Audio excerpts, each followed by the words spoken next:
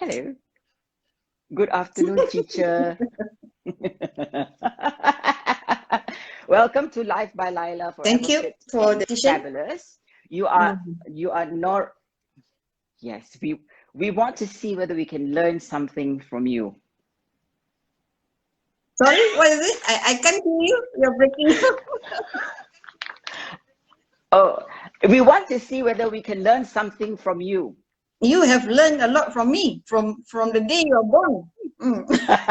It's whether you want So to take the lesson learned or throw it away and say it's rubbish. Knowing you, that's what you do every time. Anyway, before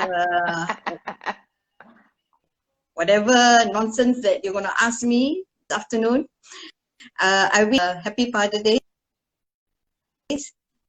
Today my children ask me, should we buy something for father? I say he's not my father.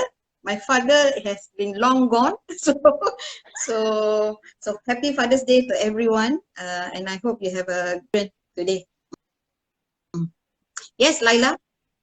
Yes, happy Father's Day to all the single parents out there. You are the foundation of the family, especially for the women out there that has raised children by themselves without thinking that I should land on another man to look after my children. I salute you. You are the greatest father and also the responsible Right. fathers out there. Happy Yes. Father's Day. Yes. Okay, so Noor, Aini, Shaik, Awab. So how can I make it interesting on this fire chat that I'm having with you? Because I know your tagline is what is your tagline? Your tagline is forever fit and fabulous. Then mind.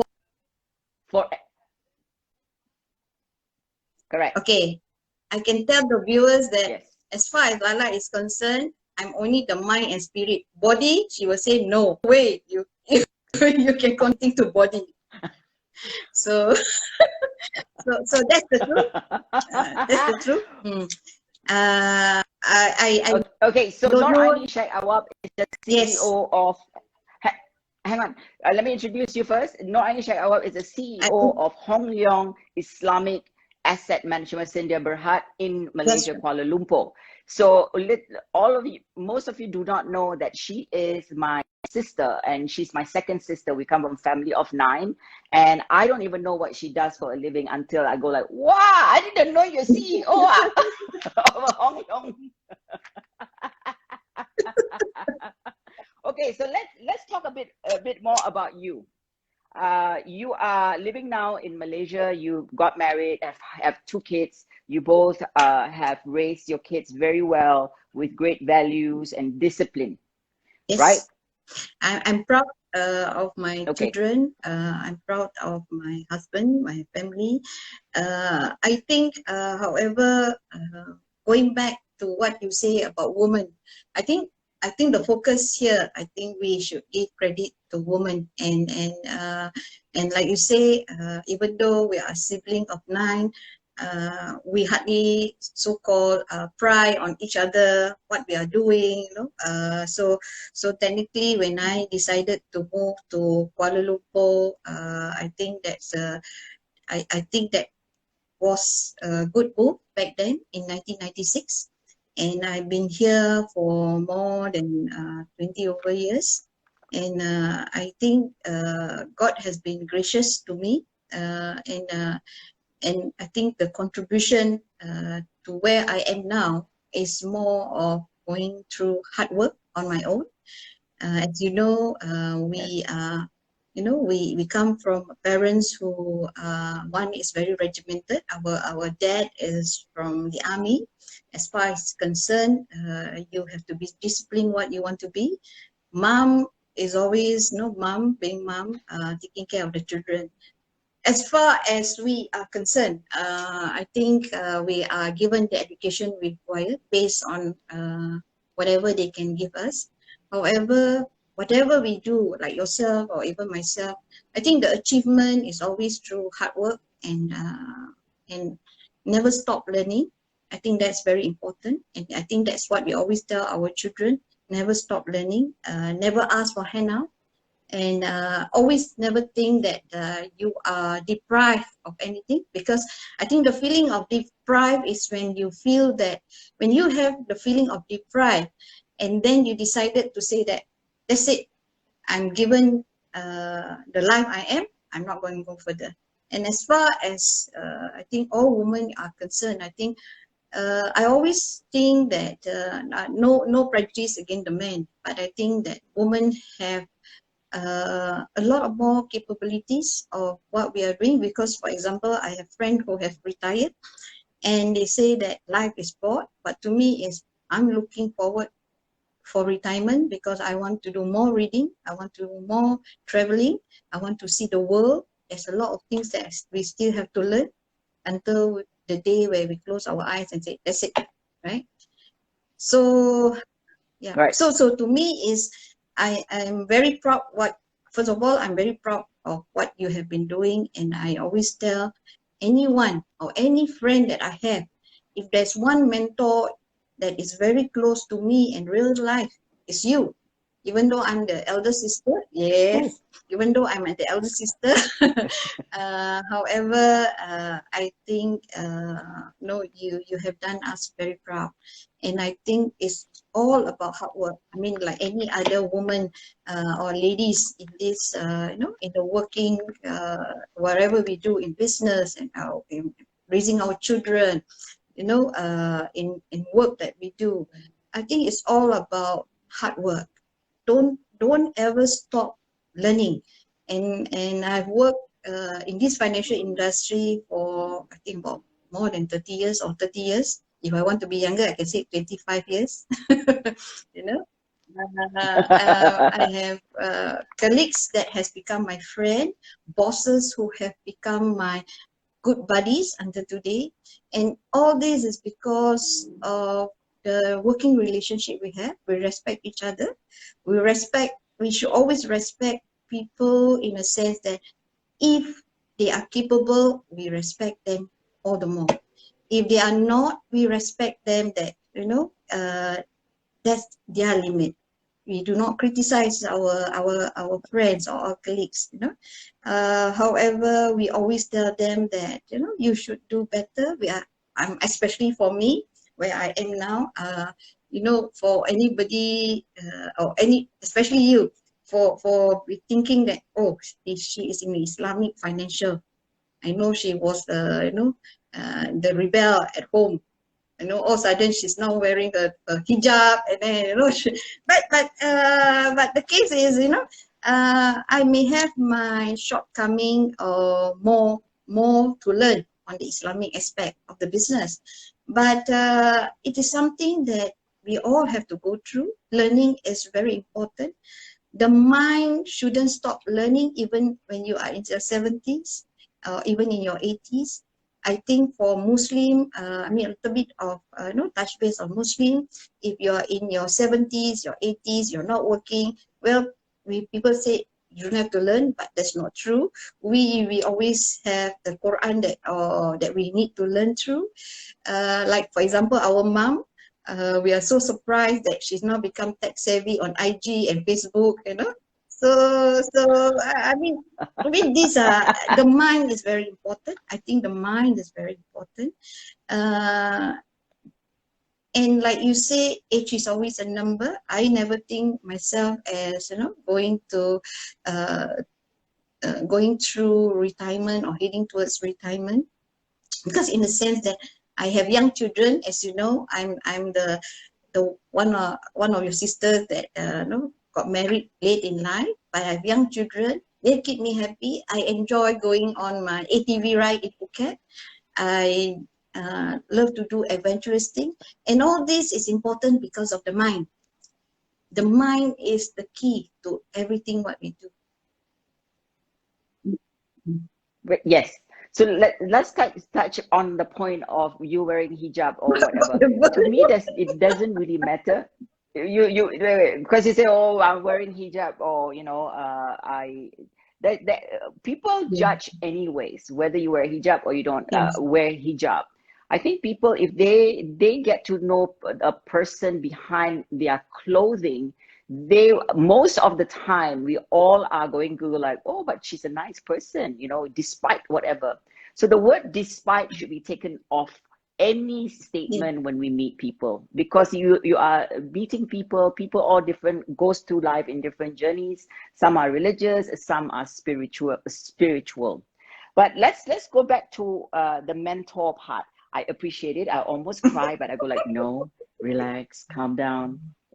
But you have always been a mentor to me, because I remember that you started, of all the family, the only smart one with the money was you, because you work as a Girl Friday, you work for Schroders Bank, you got me involved in it, but you always work. I remember we all worked during school holidays. 13 years old, we were kicked out, and during school holidays we have to work.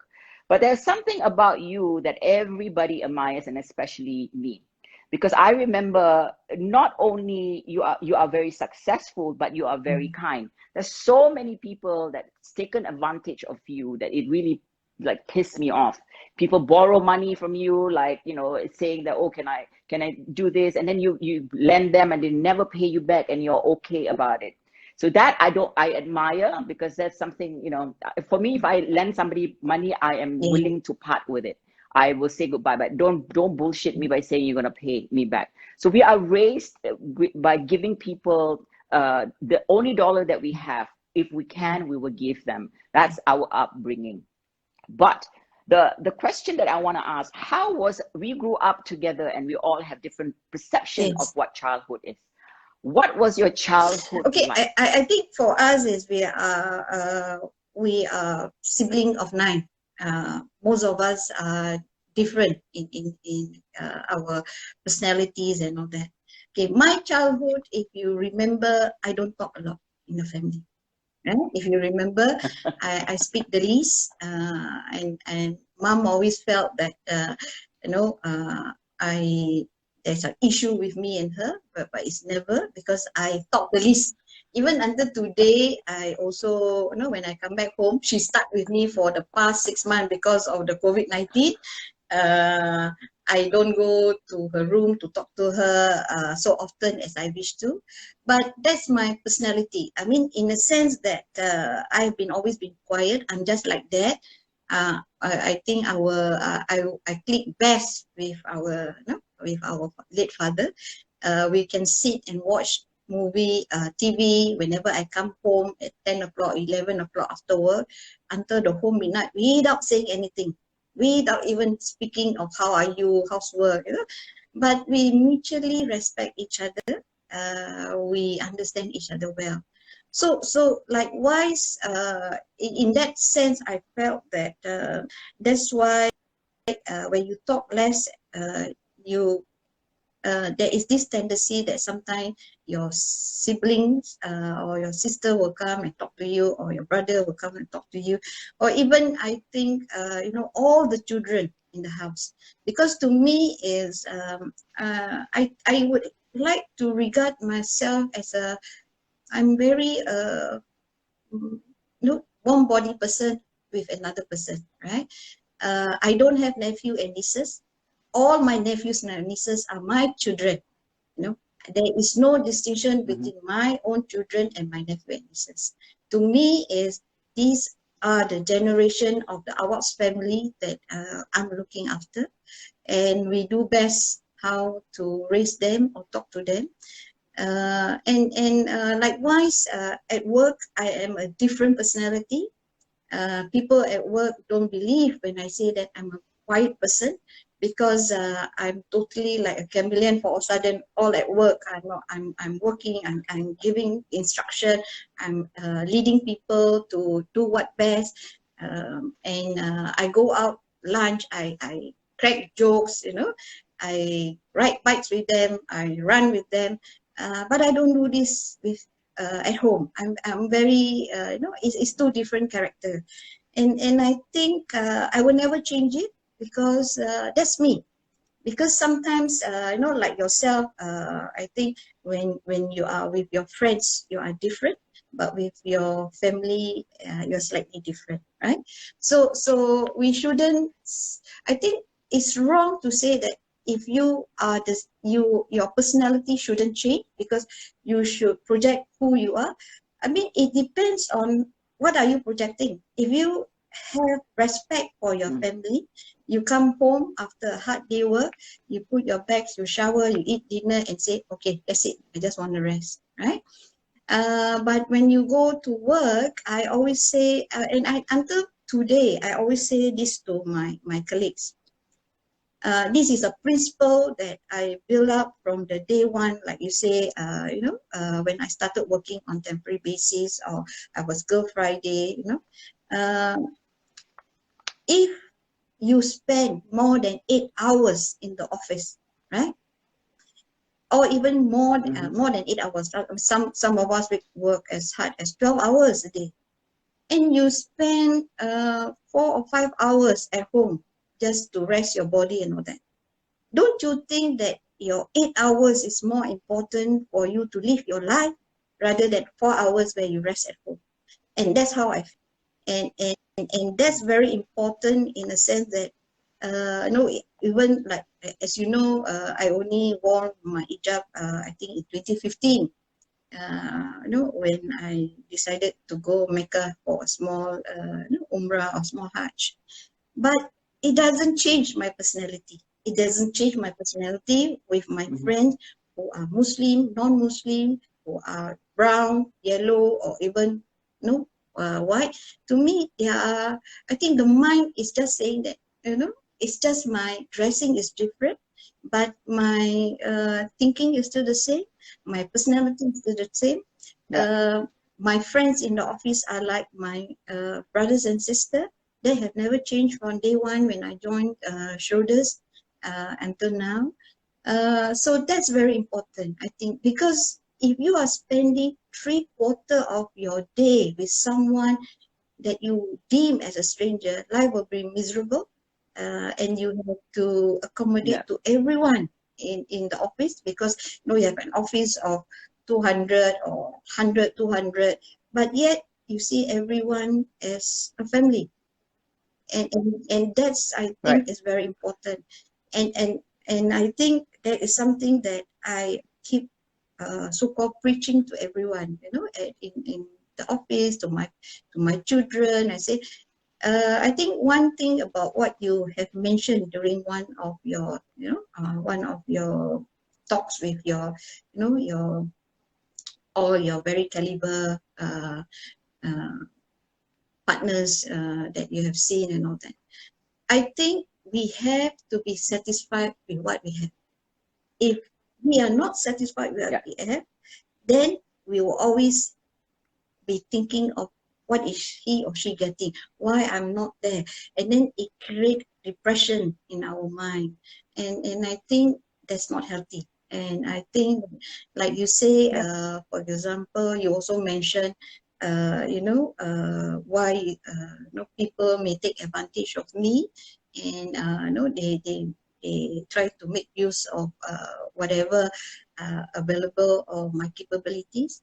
I think, first of all, is I don't think they make use of me, because for a sense is, like you say, if I have $1 and someone asks for help for that $1, to me, if I think that $1 is more important to that person and rather than me, and I give it willingly without expecting it in return, I think that is an achievement that anyone should be thinking. Because if you keep harping, when am I getting the $1, when I'm getting the $1, then forever, in your mind, you are not forgetting about $1. Because, what you have given up is something that you think you can part with it forever. However, we have this principle from our late dad is, you can only do it to us once, and that's it. Yes. Yes. And that's it. No, but I think it's not on you. It's on the person that's borrowing. You give it because you can and you want to. But I want to go back to your childhood. What was your childhood like from your eyes? I mean, I know exactly what my childhood looks like. But what was it like? You have like 8 other siblings. The last one was that botak head Zul that we hated. you know. So I remember putting what do you call it? Putting a pillow over his mouth one day because I couldn't stand him because he was the king of the house. So, but what was that like for you? I think if you ask me what was I like, what was my childhood like,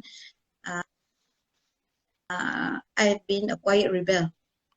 I rebel on a lot of things. I Yes. think that has. Oh my God! You remember when we were beaten up and my dad beat the shit out of her, with belt. She would not shed a tear. She would not cry at all. I'm like looking at her like, what the hell is wrong with her? I think, okay, because you asked me about my childhood and this is it, okay? And I think that's it, you know. I've always been a rebel in the family. Mom is always, I think, so-called scared shit of me when I'm sorry to say the word. No, because when she see I'm very quiet, never do anything, I take my bag and go without telling anyone, you know. I think that's the side that no one, I mean, even in this group chat or no, in this interview, those who are my friends, I think they will think again. Oh, I think you are very right. I get the most beaten during my younger days because I will climb trees. I will not steal that's here to my favorite music, and that come home and ask who has been using my car, and everybody quiet, you know, that kind of thing. So I mean, I'm proud to say that, you know, that still live within me. Because if I think even at work, it's the same. If I'm not happy, I just put myself away and be quiet for a period of time. I think that is more to console myself, to comfort myself that don't think about what is happening. So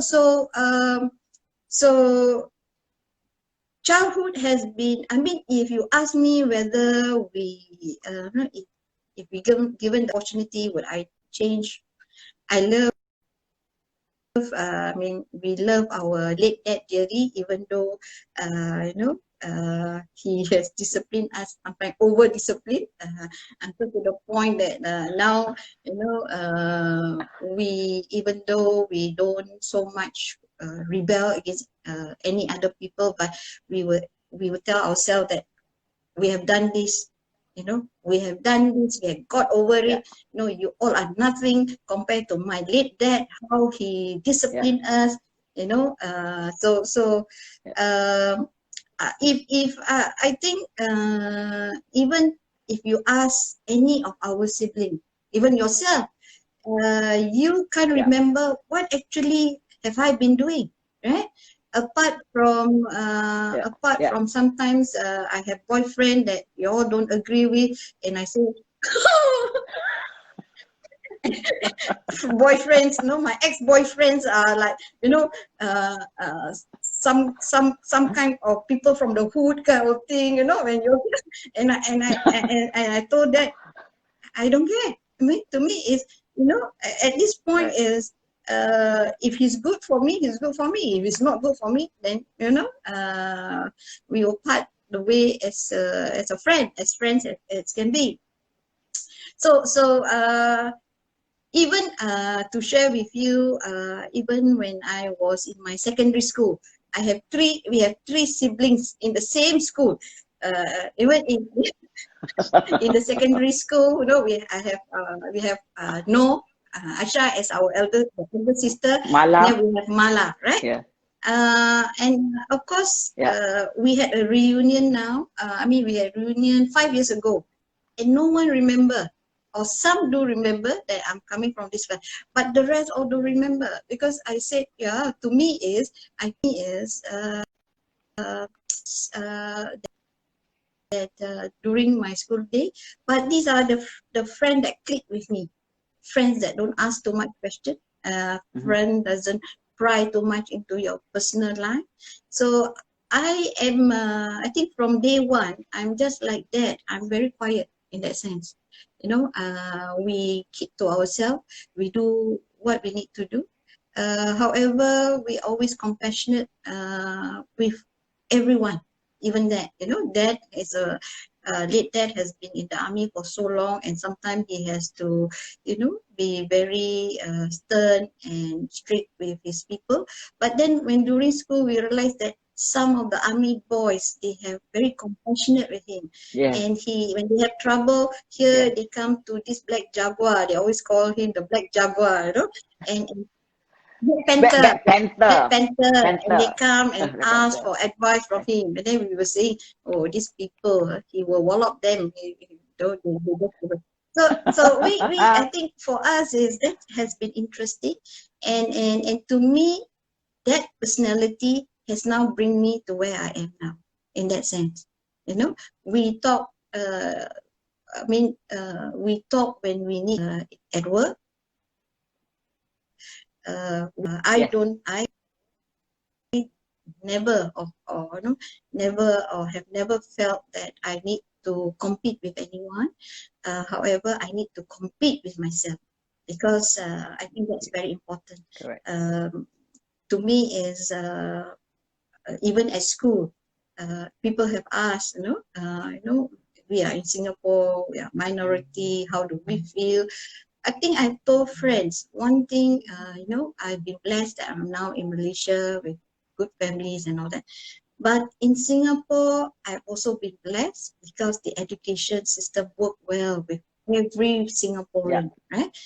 We need, like I say, I keep repeating, we need to compare ourselves. You know how, you know, we never demand, when we are at school, we come from a poor family, we understand where our parents come from, what can our parents give.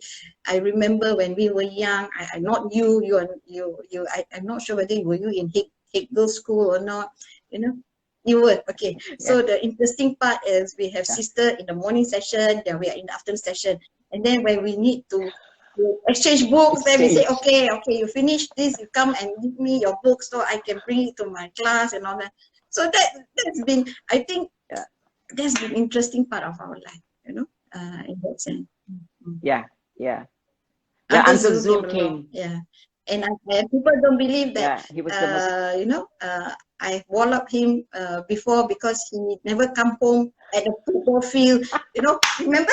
At the football field, and mother keep shouting, Zul, Zul, come back, come back. So I take the, you know, I take the belt, go down to the football field, better come back now. Poor chap. But do you remember I think you fought with Dad, and then you fought with Abba, and then you got a room, apartment, and you and I ran away together. Of course. Do you remember that? Of course. I think people don't, I think this is deep secret where even the whole family never knew that when I got my job in, remember Candy Park? Wherever I work, I always bring you along. Wherever I work. Remember when we were in shoulder, John was very, you know, John was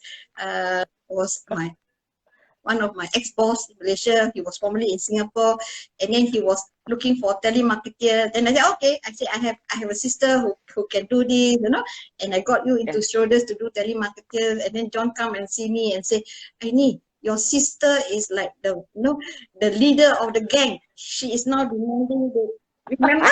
She said, she's not demanding that all of them get a TV to video to see this and all that. So I said, well, John, you know, she's totally not like me, you know. When she thinks that she needs it, she gang up with everybody, with the youngsters, you know. Right? And then when you are in, I think when you are in working with me in Candy Park, you're doing the promoting of the soft toys, the candies, and then you were running my boss like nobody business. You know? I remember that. But not many of our siblings realize that we work together. Yes, exactly. So they don't understand it. But when I brought them, like Noor Aisha, to work together, then she got pissed off because she thought I scammed her, which probably I did. Who knows? But your bosses were like, John, I was on Yes. time all the time at work. Then one day, John was in the lift with me and I was 5 minutes late and there Yes. were people in the lift. And he says, wow, we are late today. And I was like, whenever I'm early, you never say anything. One day I'm late, you're going to say something to me? And John was like so shocked. And in the lunchtime, he bought me cakes. And Yes. this is the boss, right? And then with Stella, she owed me 15 cents. I remember she promised me $9.15. And when I got my salary, she gave me $9. When I said 15 cents, she goes, Laila, but I would never said 15 cents. I said, you know what? I'm going to tell you, you owe me 15 cents, but I will donate that 15 cents. Keep that 15 cents. I just want to let you know it's Yes. the ethical part. So I'm sorry, whether you're the boss or not, Yeah. you have to, Yeah, I mean, going Anyways, back to that, I think I okay. just want to focus. Touch base on that. I think we are hardworking people, right? I think hardworking Yes, people. yes. We never. We are very disciplined. We come to work earlier than the time required. We work late, long hours. I mean, I used to work. I remember until 12 midnight when I come back home, and then waking up to go to work again at 7 o'clock in the morning. So to us that's us. The word you touch on is Yes, discipline. So whatever we yes, do, the word discipline must be there. Discipline, right, and that's it. right. But also, okay, now we want to talk about like that's our upbringing. I mean, we have gone through hell, being beaten up. I went through molestation, all that when I was growing up and stuff like that. But it never broke us. I still remember that conversation when I was at home and I was married. I sit down and I talked about the people that molested me, and everybody sits down and go, "Oh yeah, the mama shop is like that." We go to the mama shop and he always opened the back door and he likes to touch us. So it was a normal conversation. But for us, we were not broken. I'm sure it comes out in different ways, but we took that as part of our past. We never carried on to our present. And we are so careful with our kids that we raise our kids differently. I mean, our parents were in the village, we were be seen, not hurt. That's the model. But we don't have a chip on our shoulders where, oh my God, you did this to me, my dad, you beat the shit out of me or whatever. We never saw that. And sometimes when we sit down, I remember when Abba was still alive, we sit down, we talk, hey Abba, you remember you did this? And he laughed, mana ada, aku tak ada, no, never, never, never. And we would laugh. And that's how resilient we are as a family. I mean, our generation, our siblings, how intact we are. So the new generation, like you raise your kids with, Nazrul is like Yes. my prodigy, right? And Farah is very quiet, but you raise your kids differently from all of our other siblings. So why is that? Why is that? What is your mindset? Because we have 9. There's 9 of us. We all raise our children differently. That's right. I think it's basically Okay, more of like I say, we that we have. We never regret the upbringing that we have. I think some can be very challenging for us. Whatever is challenging, it becomes a lesson for us, lesson to avoid. Whatever that is shortcoming, it also becomes a lesson for us, and we tell ourselves that we try not to have it in the family that we have. And all this, whether it is all this shortcoming or all those that we have gone through, is something that we learn, and we try to better ourselves. And that's why I said that it's very important that people keep reading. And I think when people keep reading, they must also choose what they read. For example, I think when I raise my children, one thing about us is we never even at any point even pinch my children. I never even pinch my children. But however, that is also because of books that we read, you know, how better way to manage children and all that. But I think it also comes with time, because when during our younger days, that is how most parents raise their children, right? And it works well. It works well for us. It works well for mom. You know, mom has always been the person who always cry when we are beaten. And here, this kid never shed a tear, and she just prompt that further more and more. You know, that kind of thing. And she will be crying her eyes out. So to us is that's mom. And one thing for sure, you and I, we have our compassionate personality, but however, we are women that we say no man is going to make me cry, right? And no children is going to make my eyes ball because he or she is going to live and and do whatever he or she wants to do. Because I think one thing, if ever, I think Nazri, my husband, always tell me this. Whenever I get emotion with my children, you know, when they are not, they have the luxury of having their own room. But for us, we don't have room. No, we are stuck in one room with 5 sisters, trying to find space. Okay, where is the empty space for me to sleep? You know, whereas our children are not. We give them the luxury, and whenever they come back, they close their door, they do whatever they need to do in the room. So, of course, to us is it's a different generation. We have to respect the generation that we have, as long as we have made it very clear of our expectation to them. First of all, we work very hard to give them a good education. I think you have done well for Zavira and Bianca, right? I'm very proud of these children that I have, you know, like I say, Bianca, Zavira, Natasha. I think they all have done well. Likewise, for Nazro and Farah, you know, when they were young, we give whatever they want, but not to the level where we are over giving them and not thinking about those who don't have. I think that must always be grilled with children who have everything within their reach. That they must have friends, have some kind of learning that whatever is given to you, others may not have. Whatever, if you think that you can share, you should share, you know. Second is, we as parents have been working very hard, not for ourselves, for our children. So they must respect that whatever we have done is for them. The only thing that they must give back is study hard, give study hard for yourself, build build a life for yourself.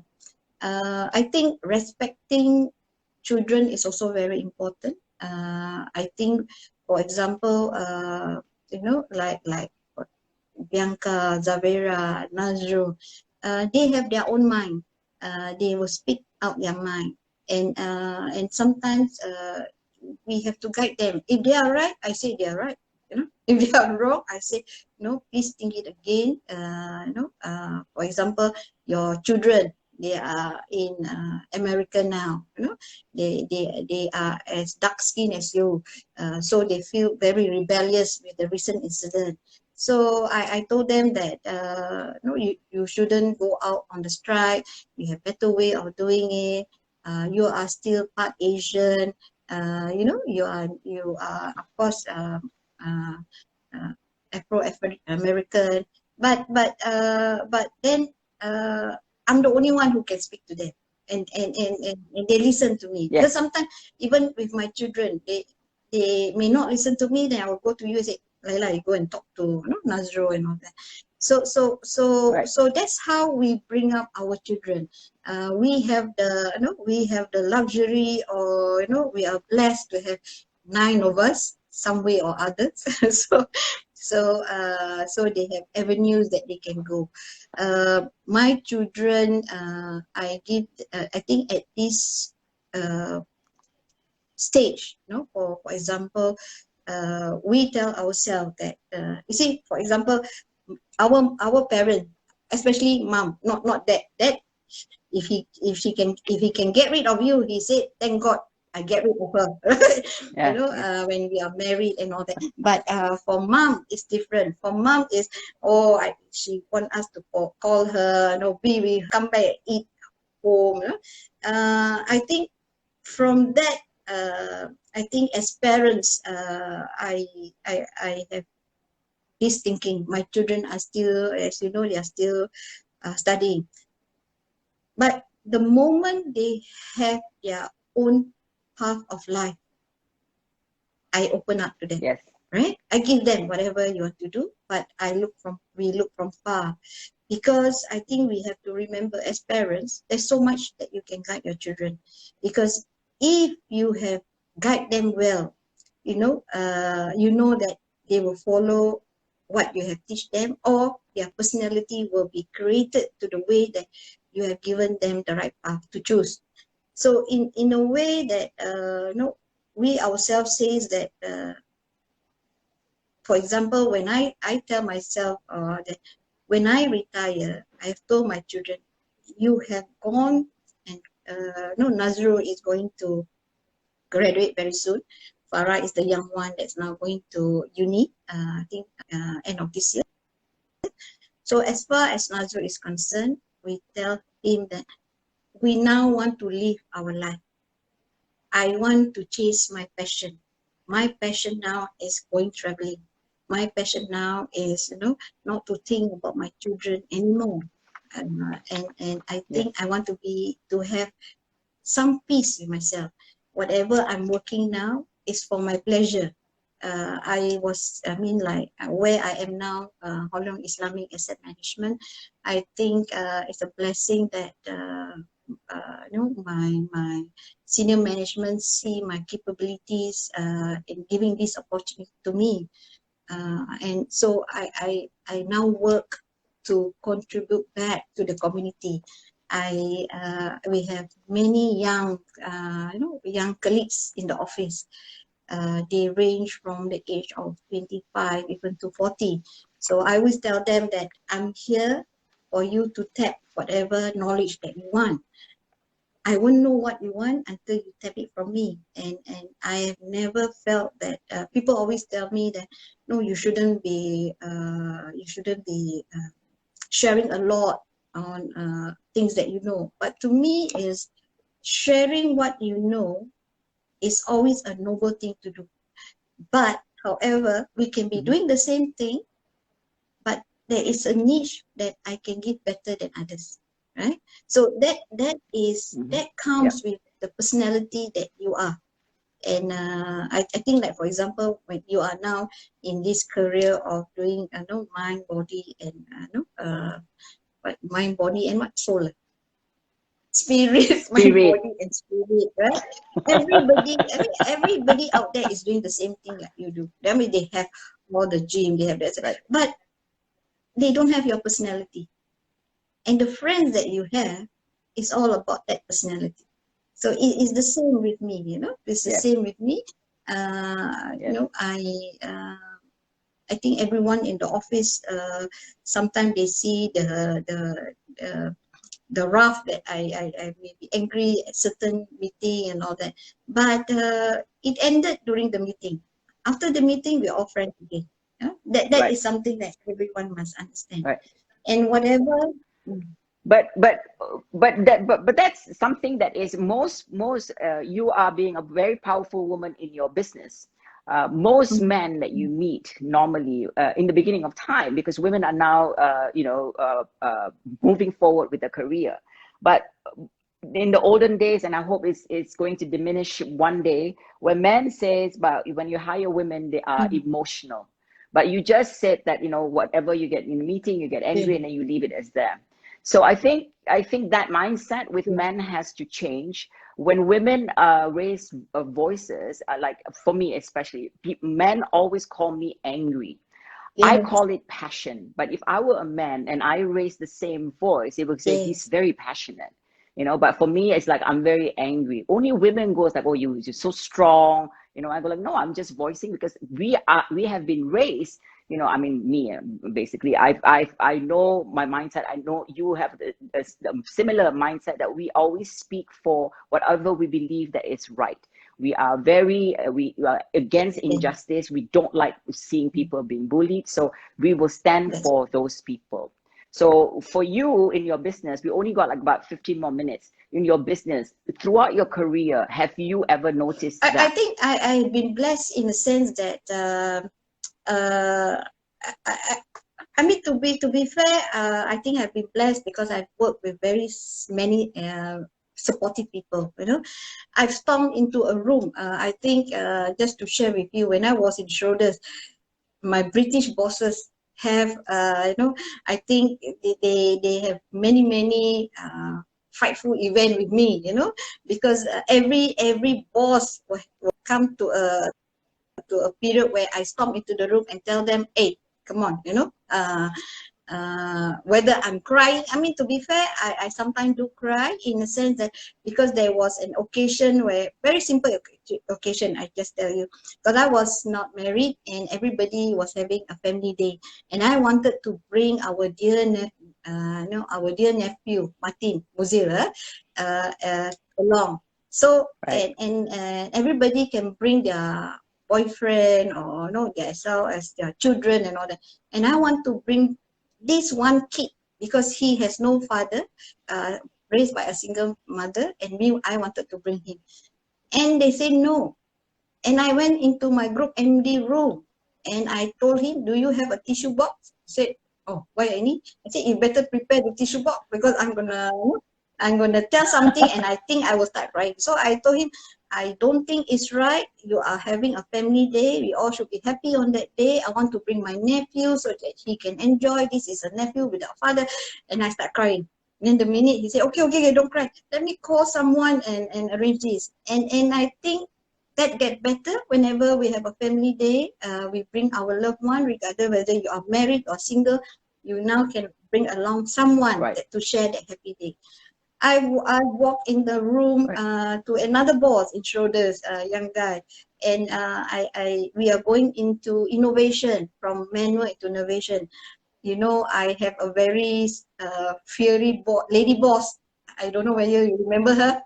Yes. Stella. Yeah. No. It's Aliang. You know, I think she's even in Malaysia. She's in Singapore. Even brokers in Malaysia scared of her during that time.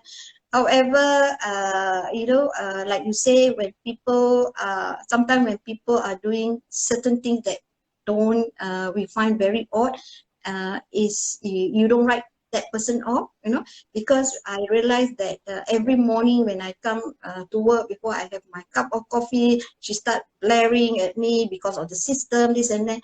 And then I walk into my boss room and say, okay, today I want to quit. And he said, why? Because I can't stand it. I said, because I work so late, long hours trying to get your system up. And I said, I haven't even have my cup of coffee. That's the most important thing to me. I said, right? And then one thing I learned from that is that we call for a meeting with each other in the room. We start blaring at each other, why I'm feeling this way, why she's feeling this way. And then we realize that she's not against me, she's against development, because she has been so used doing everything manual. And it turned out that until today, she is my best friend. You know, she's my best friend. And that's how you turn around to find deeper about this person that is troubling you, you know, in that sense.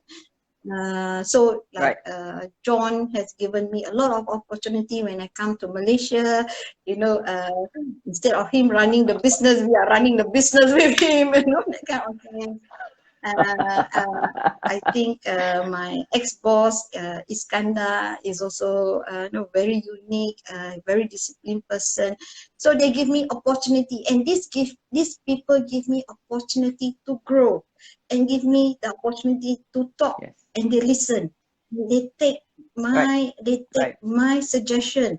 It's not seriously, you know, and that give me the level where I think I'm blessed. So to me is, if anyone felt that any lady in a corporate and felt that whatever she said or recommended is being sidelined, I think is good to pull that person into a room, have a fire chat, have a heart-to-heart talk, and tell and ask the reason why. And unless you do it, you may never know that you being a strong person and he is frightened of that person that he's saying, right? But when we work in a corporate, we are not, especially when we work under one business, we are not challenging each other. We are supposed to give ideas, work with the ideas, whether it's workable or not workable. And likewise, for a lady, you know, if you are giving ideas and it doesn't work during that period of time, then we have to accept it.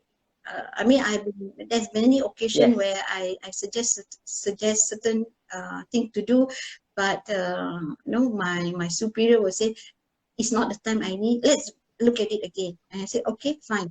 But what I do is I jot down in my book, this is something that I need to look at it again, right? Because sometimes we have so many things happening, we forget. And when we forget and things doesn't transpire, we cannot blame our superior for not visiting it. So people always wonder, I have all these small checklists that I do every day. You know? For example, I have a checklist today. I have this discussion with you. So I force everybody to send me to the office. 12:30. I say, you know, but for our children, I think, or especially our girls, right? I think they have better opportunity in this kind of generation. I'm seeing more and more strong women, you know, in many industry, and I think that's very good. That's a great achievement for all the ladies. Yeah, but also the only thing that I need the women to understand, don't forget to be women.